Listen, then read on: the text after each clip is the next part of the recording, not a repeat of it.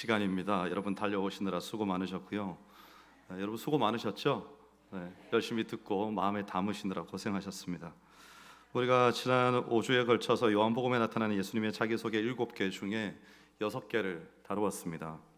우리가 정리하는 마음으로 하나하나 짚어보겠습니다. 첫 번째는 나는 세상의 빛이라 였습니다.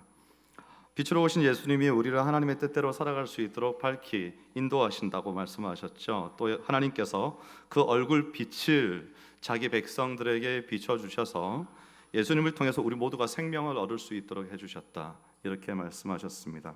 그래서 우리가 예수님과 함께라면 아무리 어두운 곳을 다닐지라도 빛 가운데서 빛의 자녀처럼 행할 수 있다, 이렇게 말씀드렸습니다. 두 번째, 세 번째는 두 가지가 같이 나오면 뭘까요? 양의 문, 선한 목자라.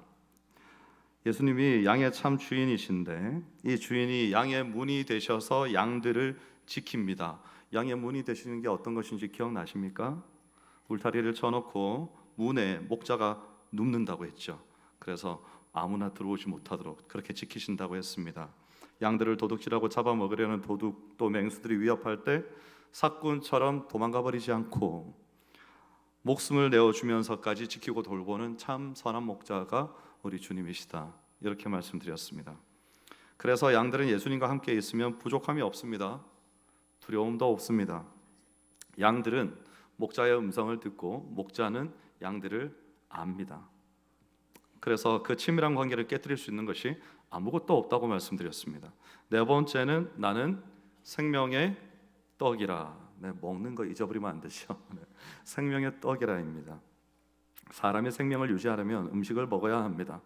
먹지 않고 살 수 있는 방법이 없습니다. 예수님께서 이 주시는 생명의 떡은 우리의 영혼을 살리는 생명의 떡입니다. 우리가 배가 고플 때 우리 배꼽 신호가 오니까 시계가 울리니까 항상 밥은 잘 챙겨 먹는데 영적인 양식은 우리가 잘 챙기지 못하는 것을 봅니다. 그런데 정말 중요한 것은 이 영혼의 양식입니다. 우리의 영혼이 살아야 우리의 몸도 살고 나중에 주님 앞에 가서 우리가 뵐 수 있기 때문입니다. 이 당시에 하나님께서 사람을 살리기 위해서 자신의 백성들을 살리기 위해서 주셨던 이 율법을 가지고 백성의 지도자들이었던 서기관과 바리새인들이 오히려 백성들을 억압하고 그리고 그들의 육체까지도 죽이는 무기로 삼았던 것을 봅니다. 그래서 여러분, 우리는 아무 말씀이든지 분별 없이 먹으면 안 됩니다. 인터넷에 이렇게 설명한다고 등장해 있는 게시글들도 조심하셔야 되고요. 오직 영혼을 살리시는 예수님의 말씀을 잘 분별해서 꼭꼭 씹어 먹어야 되는 겁니다. 다섯 번째는 나는 부활이요 생명이라였습니다. 예수님이 죽은 나사로를 다시 살리시면서 하나님의 영광을 나타내셨습니다. 모든 인간은 육신의 죽음을 맞이하는데 예수님께서 부활하신 그 생명으로 우리도 부활해서 하나님 나라에서 영원한 생명을 누릴 수 있게 되었다는 말씀이었습니다. 그 다음에 지난주에는 뭐였을까요? 나는 길이요 진리요 생명이라. 진리요 생명이신 예수님이 우리가 하나님께로 나아가는 길이 되어 주신다, 이런 말씀이었습니다. 예수님을 길로 삼고 걸어간다는 것은 예수님께서 몸소 보이신 그 삶을 따라 살아간다는 것을 의미한다고 제가 말씀드렸습니다. 그래서 예수님께서는 어떻게 하셨는가 하면 자신의 목숨을 내어주기까지 우리를 사랑하셨습니다. 그 사랑의 절정이 십자가였고, 근데 예수님은 죽으심으로 끝난 것이 아니고 다시 부활하셔서 하나님 우편에 오르시기까지 영광을 받으셨습니다. 우리가 길이신 예수님을 따라가면 그러면 우리는 어디에 도착할까요? 하나님 아버지의 보좌 앞에 도착하게 되는 겁니다.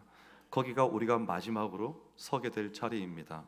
여러분, 영광스러운 그날을 바라보고 소망하시기 바랍니다. 여러분, 혹시 이 6번의 예수님의 자기소개에 있는 공통점을 발견하셨습니까? 제가 한두 번 말씀드린 적이 있는데 예수님께서 빛을 내게 비추어 주겠다, 생명의 떡을 내게 주겠다, 또 문을 열어주겠다, 부활과 생명을 길을 놓아주겠다, 이렇게 말씀하시지 않으셨습니다. 예수님께서 뭘 하셨는가 하면 자신을 내가 세상의 빛이다, 생명의 떡이고 선한 목자이고 양의 문이고 그리고 진리요 길이요 생명이다, 당신에 대해서 친히 말씀하신 내용입니다. 여러분, 그렇다면 이런 예수님이 나와 상관이 있으려면 우리는 어떻게 해야 됩니까? 예수님과 연합해야 됩니다. 예수님이 이런 분이기 때문에 우리가 사실 선물을 주고 받듯이 예수님을 주고 받을 수는 없습니다. 그래서 오직 예수님께 연합되어야만 이런 예수님의 본성이 오늘 이 자리에 앉아 있는 우리에게도 효력이 있게 되는 거죠. 그래서 예수님이 계속해서 오늘 말씀에서 우리 안에 거하시고 우리가 예수님 안에 거하는 것, 이것이 참된 연합이다, 이렇게 말씀을 하신 겁니다.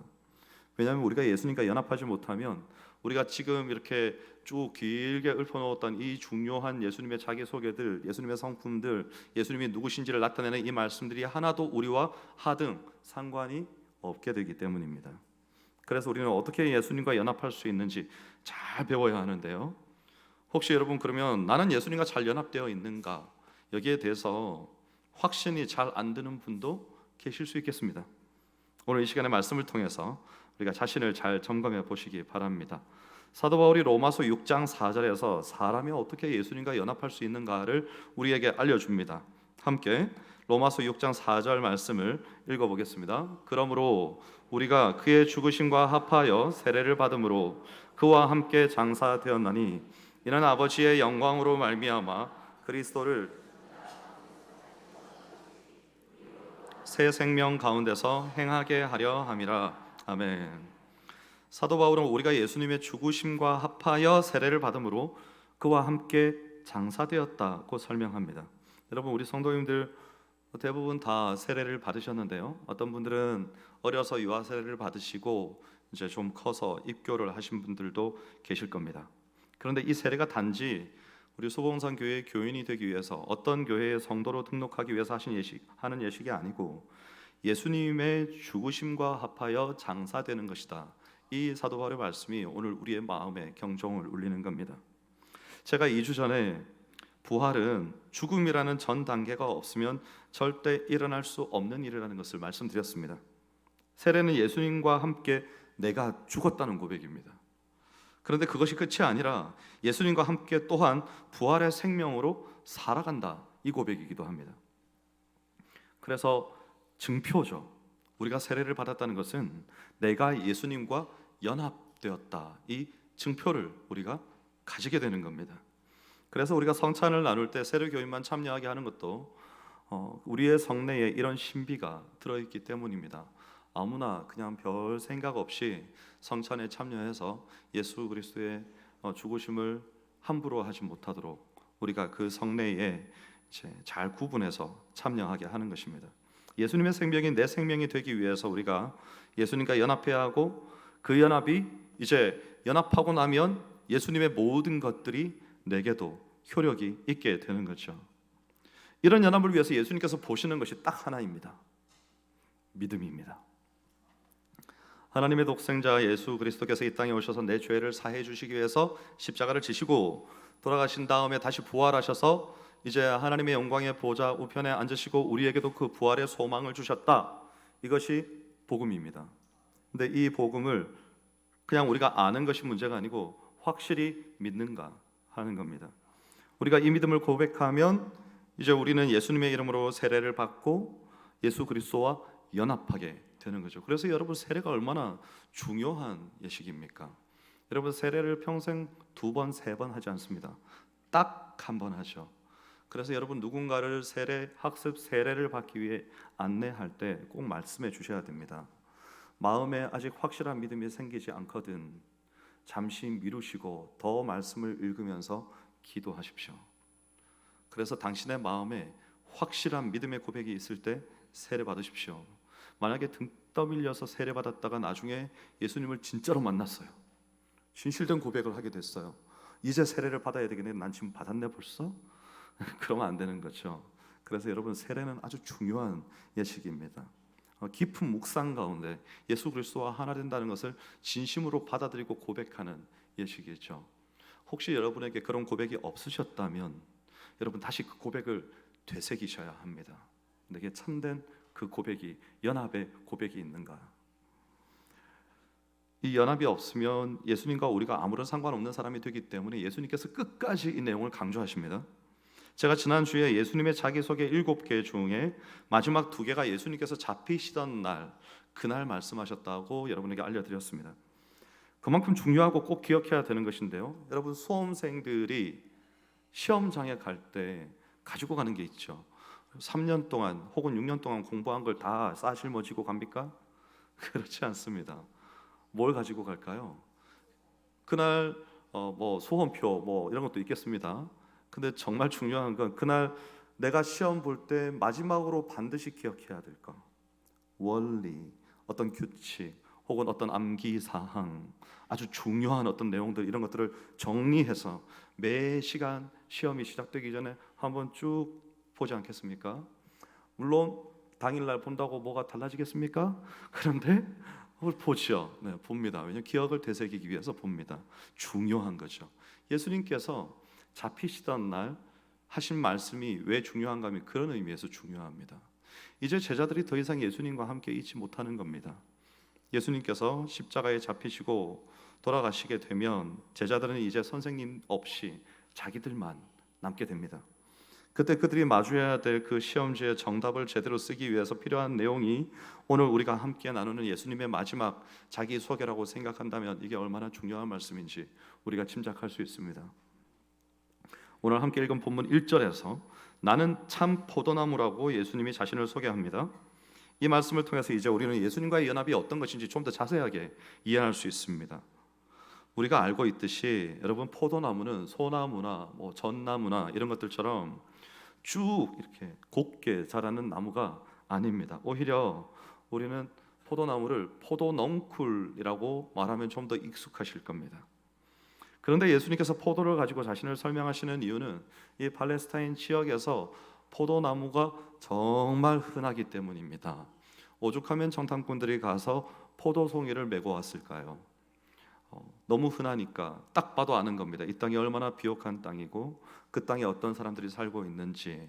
그리고 예루살렘 올드시티의 그 기드론 골짜기 건너편에도 그 나무들이 가득 심겨져 있는 산이 있는데 산 이름이 뭘까요? 감람산. 왜 감람산일까요? 산 전체에 감람나무가 심겨져 있는 겁니다. 그러니까 사람들이 예수님께서 올리브, 감람나무 뭐 이런 열매 혹은 나무 비유를 하시면 아하, 무슨 말씀이신지 알겠습니다. 이렇게 알 수 있는 거죠. 그래서 예수님께서 그런 비유들을 드시는 겁니다. 포도나 올리브나 혹은 뭐 그런 나무들 비유를 들면 백성들이 잘 이해하거든요. 그리고 구약에 보면 하나님께서 이스라엘을 포도원에 비유하기도 합니다. 그래서 예수님이 포도나무라는 이미지로 자신을 소개한다고 생각하셔도 무방합니다. 예수님의 마지막 자기소개에 특별히 내가 무엇이다 라고 말씀하실 뿐만 아니라 내 아버지 곧 하나님도 소개합니다. 본문 15장 1절에 보면 나는 참 포도나무요 내 아버지는 농부라 이렇게 소개를 하시죠. 그리고 5절에 보면 나는 포도나무요 너희는 가지라 이렇게 말씀하십니다. 제가 농사 일을 도와본 적은 있지만 농사를 직접 지어본 적은 없습니다. 그걸 업으로 삼지 않았다는 것이죠. 그래서 제가 잘 모르지만 중학교 다닐 때 아마도 수업 시간에 접붙이기라는 나무 재배 기술에 대해서 배웠던 것 같습니다. 이 접붙이기는 식물의 일부 가지를 떼어내어서 다른 식물에 붙이는 작업인데요. 이렇게 하면 서로 다른 종류의 두 나무가 하나가 됩니다. 예수님이 자신이 포도나무고 너희는 가지고 아버지 하나님은 농부라고 말씀을 하셨습니다. 보통은 여러분 포도 씨앗을 뿌려서 심어서 나무가 자라면 그 나무에서 가지가 뻗어 나오는 것이 정상입니다. 그런데 지금 예수님이 포도나무이시고 제자들을 가지라고 했습니다. 그러니까 이 둘이 서로 존재가 다른 겁니다. 죄 없으신 하나님의 아들 예수님과 죄인된 인간이 연합이 되려면 본래 한 가지일 수가 없지요. 그래서 접붙이기를 해야 되는데 이 일을 누가 하신다고요? 하나님께서 농부가 되어서 하시는 겁니다. 농부가 이 일을 왜 합니까? 가지로부터 좋은 열매를 거두기 위해서 합니다. 좋은 가지를 나쁜 나무에 접붙임하는 농부는 이 세상에 없습니다. 아주 어리석은 행동이죠. 왜냐하면 가지가 나무를 살리는 것이 아니라 나무가 가지에 영양을 공급하기 때문입니다. 그러니까 그냥 두면 죄의 열매밖에 맺을 수 없는 죄의 가지 된 우리를 생명이신 예수님께 붙여서 생명의 열매를 맺게 하시려고 우리 하나님이 농부가 되셔서 그 수고를 아끼지 않으신다는 겁니다. 우리가 몇 주 전에도 살펴보았습니다. 예수님께서 부활이시고 생명이시라고 할 때 그것은 그냥 주고받는 게 아닙니다. 예수님의 부활이 내게 생명이 되려면 예수님과 연합이 되어야 되는데 그게 오늘 본문 5절에도 나타납니다. 너희는 내 안에 거하라. 나도 너희 안에 거하리라. 이렇게 말씀하시고 7절에서 또 나옵니다. 너희가 내 안에 거하고 내 말이 너희 안에 거하면, 예수님께서 우리 안에 계신다는 것은 예수님께서 사람의 실체로 우리 안에 들어와 계신다는 의미가 아닙니다. 성경에 예수님께서 우리와 함께 하신다는 여러 가지 존재로서, 그 마음으로서, 오늘 나타난 본문에서는 그 말씀으로서 우리 안에 계신다고 말하죠. 예수님의 말씀이 우리 마음에 간직되어 있다, 이런 뜻입니다. 예수님께서 그런데 그 다음에 무엇이든지 원하는 대로 구하라 그리하면 이루리라, 이렇게 말씀하셨습니다. 이것은 주님, 이번에 제가 로또를 샀는데 로또 1등에 꼭 당첨되게 해주세요, 이런 기도가 절대 아닙니다. 무엇이든지 원하는 대로 구하라는 기도는 그 기도는 포함되지 않습니다. 여러분, 그런 기도는 누가 하는 거라고 예수님께서 가르쳐 주셨을까요? 세상 사람들이 하는 기도다. 그러면 그 기도는 누가 듣습니까? 안 듣습니다. 누가 기도를 듣는 대상이 있어야 듣지요. 그냥 마음에 바랄 뿐입니다. 예수님의 말씀대로, 예수님의 말씀이, 우리가 예수님 안에 거하고 예수님의 말씀이 내 안에 심겨져서 가득 차서 우리가 그 안에 거하게 되면 이제 예수님께서 하나님 아버지의 뜻대로만 말씀하시고 행동하셨다고 말씀하시지 않았습니까? 이제 우리도 우리 안에 예수님의 말씀이 거하면 우리는 어떻게 행동하게 되겠습니까? 예수님의 말씀대로, 예수님께서 그렇게 하셨던 것처럼 우리도 그 뜻대로 행하게 된다. 그래서 하나님 아버지의 뜻이 우리 안에서 100% 일치하는 놀라운 일이 발생하게 된다는 겁니다. 여러분, 우리는 그렇게 할 수 있습니다. 사실은 세상 사람들도 그렇게 합니다. 제가 어느 철학자인지 모르겠는데 아마도 공자가 아닐까 생각합니다. 자신이 생각하는 바와 자신이 행하는 바가 다르지 않다, 이렇게 말한 적이 있습니다. 놀라운 일이죠. 여러분, 그리스도인인 우리도 감히 범접지 못할 수준 아닙니까? 그런데 우리가 어떤 사람인데 그걸 못하겠습니까? 하나님의 아들 독생자 예수 그리스도께서 우리로 하여금 그렇게 살게 하시기 위해서, 하나님의 말씀을 쫓아 그 말씀대로 살게 하시기 위해서 십자가에 죽으셨고, 그 말씀을 믿는 자마다, 아들 예수 그리스도를 믿는 자마다 함께 그 은혜 안에 거하면서 능히 세상을 이겨 하나님의 뜻을 이루는 삶을 살게 해주셨습니다. 그러니까 우리가 오히려 세상 사람들보다 더욱더 잘 그렇게 살 수 있는 것입니다. 그런데 우리는 자꾸 잊어버립니다. 여러분, 잊어버리지 마시기 바랍니다. 계속 채워 넣어야 됩니다. 작년 우리 수봉산교회 표어가 뭘까요? 말씀과 기도로 거룩해지는 교회. 모르셔서 감사합니다.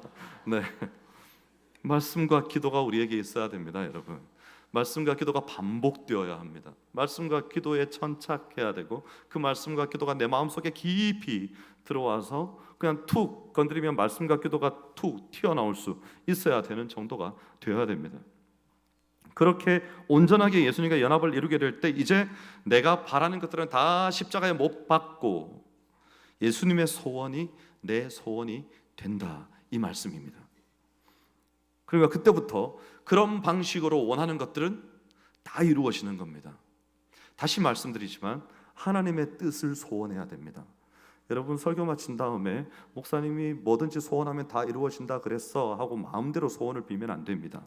네, 저는 그렇게 가르치지 않았습니다. 자, 여러분, 이렇게 우리가 하나님의 뜻대로 살아갈 때 우리의 삶에 결과가 나타나는데 그 결과를 예수님께서는 열매라고 말씀하십니다. 가지들이 이렇게 열매를 많이 맺으면 하나님께서 영광을 받으시고 그 가지들은 오늘 말씀 8절 마지막에 뭐가 된다고요? 제자가 되리라 그러셨습니다. 그런데 그렇지 않은 경우는 어떻게 됩니까? 6절 말씀에 보면요, 가지처럼 밖에 버려져 마르나니 사람들이 그것을 모아다가 땔감으로 쓴다 말씀합니다. 예수님께 잘 접붙임되어서 열매를 많이 맺을 때와 또 그렇지 못할 때의 형편이 너무나 큽니다, 차이가. 그러면 우리는 어떻게 해야 될까요? 당연히 예수님 안에 거해야죠. 그리고 좋은 열매를 맺기 위해서 좋은 나무에 접붙임하는 이 농부의 의도대로 우리는 좋은 열매를 주렁주렁 맺어야 되는 겁니다. 여러분, 농부는 여러분 중에 농부가 계신다면 농부는요 취미생활로 농사짓지 않습니다. 우리가 뭐 주말 농장 이런 거 취미생활로 하시는 분들 계시죠? 농부를 업으로 하시는 분들은 취미생활 아닙니다. 생업이죠. 열매, 크고 좋은 열매를 풍성히 거두라고 농사 짓는 거 아니겠습니까? 구약 성경에 보면 하나님의 포도 농사는 이번이 처음이 아닙니다. 이사야서 5장 2절부터 7절까지의 말씀을 우리가 함께 읽어보겠습니다. 땅을 파서 돌을 제하고 극상품 포도나무를 심었도다. 그 중에 망대를 세웠고 또 그 안에 술틀을 팠도다. 좋은 포도 맺기를 바랐더니 들포도를 맺었도다. 예루살렘 주민과 유다 사람들아 구하노니 내가 내 포도원을 위하여 행한 것 외에 무엇을 더할 것이 있으랴. 내가 좋은 포도 맺기를 기다렸거늘 들포도를 맺음은 어찌 됨인고. 이제 내가 내 포도원에 어떻게 행할지를 너희에게 이르리라. 내가 그 울타리를 걷어 먹힘을 당하게 하며 그 담을 헐어 짓밟히게 할 것이요 내가 그것을 황폐하게 하리니 다시는 가지를 자름이나 북을 돋우지 못하여 찔레와 가시가 날 것이며 내가 또 구름에게 명하여 그 위에 비를 내리지 못하게 하리라 하셨으니 무릇 만군의 여호와의 포도원은 이스라엘 족속이요 그가 기뻐하시는 나무는 유다 사람이라. 그들에게 정의를 바라셨더니 도리어 포악이요 그들에게 공의를 바라셨더니 도리어 부르짖음이었도다. 아멘. 아마도 이스라엘 백성들이 그냥 멍하니 듣지 않았을까 생각합니다. 그렇지, 하나님께서 그렇게 심으시지. 이렇게 듣다가 갑자기 무릇 만군의 여호와의 포도원은 이스라엘 족속이요 그가 기뻐하시는 나무는 유다 사람이라. 여러분, 이런 말씀을 우리가 읽고 듣는 순간 정신이 번쩍 들어야 됩니다.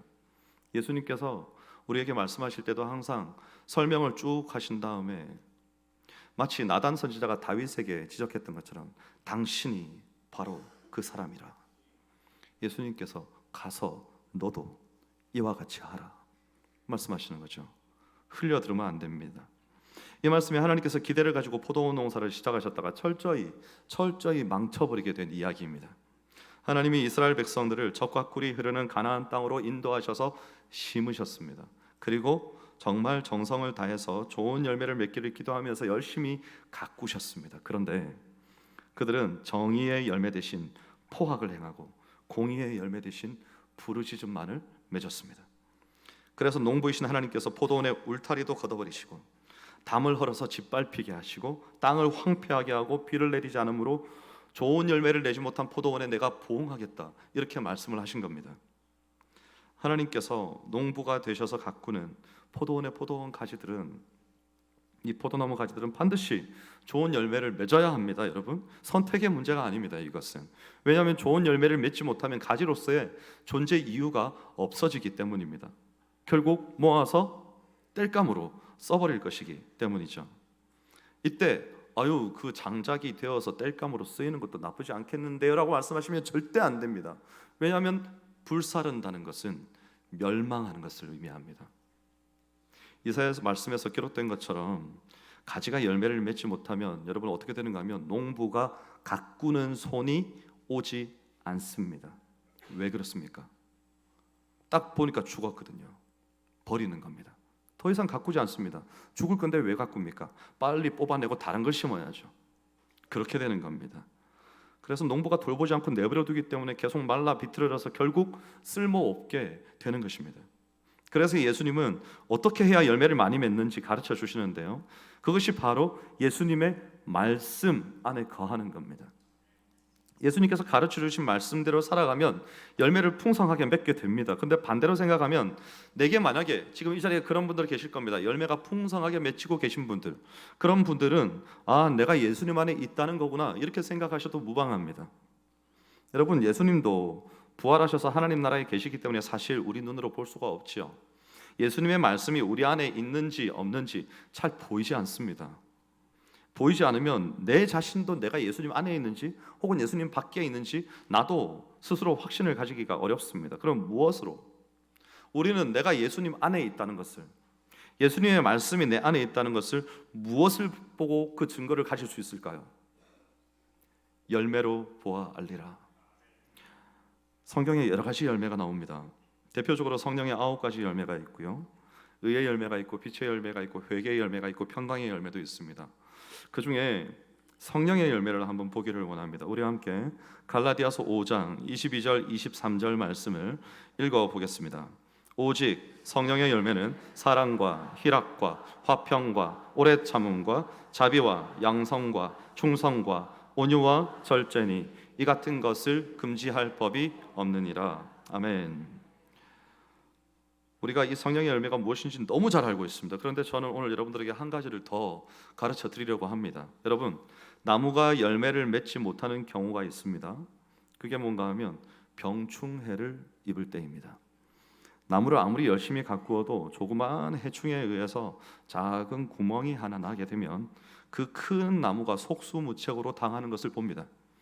우리가 예수님의 말씀을 따라 살면서 그 말씀대로 실천하다 보면 자연스럽게 성령의 열매가 맺히게 됩니다. 왜냐하면 예수님께서 우리 가운데 보내신 보혜사 성령님께서 우리가 성령의 열매를 맺을 수 있도록 도우시기 때문입니다. 그런데 이 성령의 열매를 맺지 못하게 회방하는 해충들이 있습니다. 대개의 경우 이 해충 때문에 우리는 열매 맺는데 실패합니다. 이것을 잘 알아야 우리가 우리에게 있는 아름다운 성령의 열매를 잘 지킬 수 있습니다. 그러면 이 해충과도 같은 것들이 무엇일까요? 성령의 열매가 기록된 본문 바로 이전에 갈라디아서 5장 19절부터 21절까지의 말씀입니다. 우리 함께 읽어보겠습니다. 육체의 일은 분명하니 곧 음행과 더러운 것과 호색과 우상 숭배와 주술과 원수 맺는 것과 분쟁과 시기와 분냄과 당 짓는 것과 분열함과 이단과 투기와 술 취함과 방탕함과 또 그와 같은 것들이라. 전에 너희에게 경계한 것 같이 경계하노니 이런 일을 하는 자들은 하나님의 나라를 유업으로 받지 못할 것이요. 아멘. 아멘하기 힘드시죠? 왜 아멘하기 힘듭니까? 마지막에 적혀있는 말 때문에 그렇습니다. 이런 일을 하는 자들은 하나님의 나라를 유업으로 받지 못할 것이요. 여러분, 하나님의 나라를 유업으로 받지 못한다는 게 무슨 말입니까? 천국에 못 간다는 말입니다. 사태의 심각성을 파악하셔야 됩니다. 여러분, 사도 바울이 이것들이 육체의 소욕이다 라고 말했습니다. 이것은 우리 모든 사람 안에 들어있기 때문에 육체를 가진 모든 인간의 소욕입니다. 그래서 우리 몸에는 유익한 균도 있지만 유해균도 있듯이 이 육체의 소욕은 죄가 우리 가운데 침투할 때부터 우리에게 존재하는 유해균입니다. 이러한 유해균이 힘을 쓰지 못하도록 예수님을 믿을 때 우리 안에 성령님께서 오셔서 우리를 도우신다는 겁니다. 그리고 성령의 열매가 맺어지는 거죠.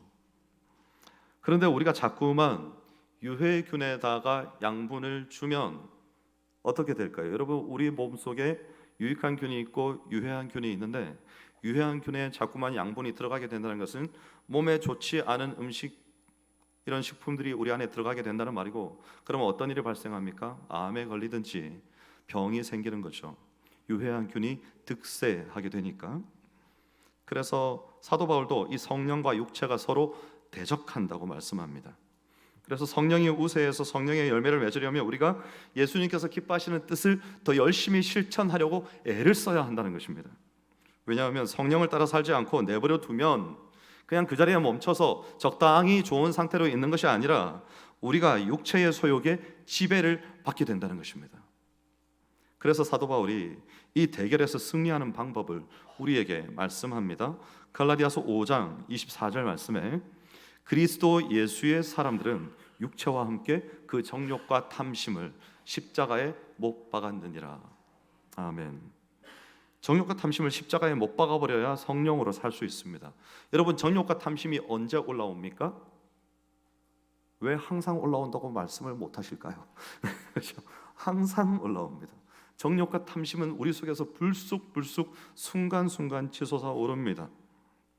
그래서 여러분, 제가 앞에서 세례를 받는 것은 예수님과 연합하여 죽고 다시 살아나는 것이다, 이렇게 말씀을 드렸습니다. 우리는 이미 세례를 받았습니다. 그때 정욕과 탐심도 인생 전체에 남아있던 잔재까지 다 합해가지고 십자가에 못을 박았습니다. 그런데 우리가 연약한 인간이지라 계속해서 정욕과 탐심이 우리 안에서 솟아오르는 겁니다.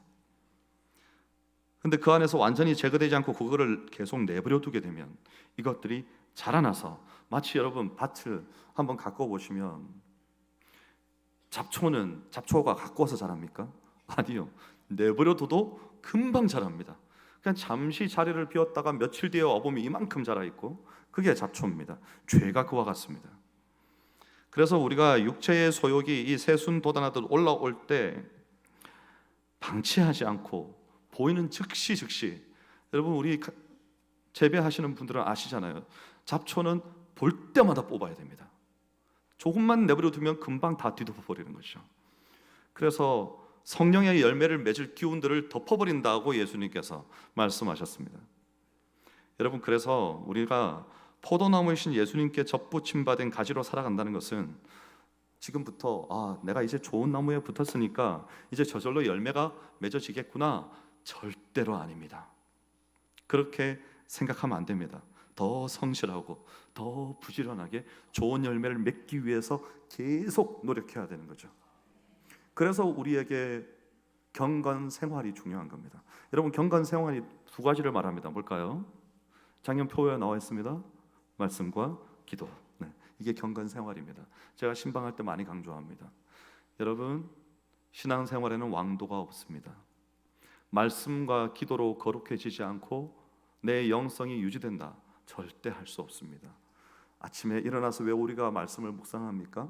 하루 종일 다니면서 아침에 읽은 말씀들을 왜 암송하고 되새기고 마음에 담습니까? 왜 계속 그걸 가지고 기도합니까? 그렇게 하지 않으면 사단은 우리의 마음에서 말씀과 기도가 사라지는 찰나의 순간에 우리에게 비집고 들어와서 것 봐, 너 그거 못한다니까, 열매는 무슨, 성령 충만 못해, 너가 지금 사는 인생을 봐, 너 바빠서 그게 되겠냐?